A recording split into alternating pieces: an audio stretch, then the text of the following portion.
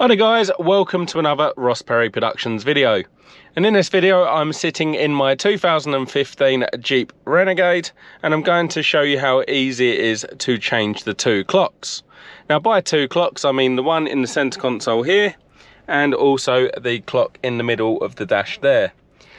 Now I've actually seen on a few forums that people have struggled to manually change the time, and I'll show you why in just a second. So nice and easy, both clocks are actually synchronized, and by that I mean that if you adjust one it also picks up the other. Now like I say, nice and easy to change. You can pretty much tap the time in any screen, so tap it there, it can adjust there, but just to show you on the radio you can tap up the top there, again go to there, or we're going to go into the nav menu and you can click on the time. So any screen you can click on the time and we're just going to hit yes, and that takes you through to this screen here. Now what people mean by they can't manually adjust is they can't just go up and down on the time here, and I'll show you the reason for that.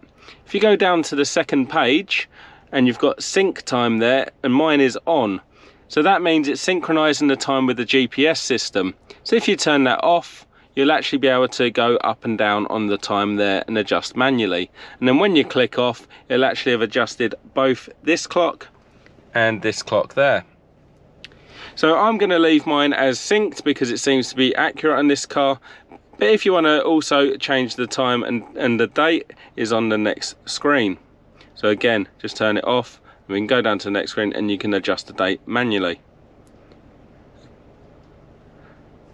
So that's how easy it is to adjust the time and date on a 2015 Jeep Renegade. If you found this video helpful, please do give me the thumbs up, leave me a comment down below, check out some of my other videos and subscribe to my channel.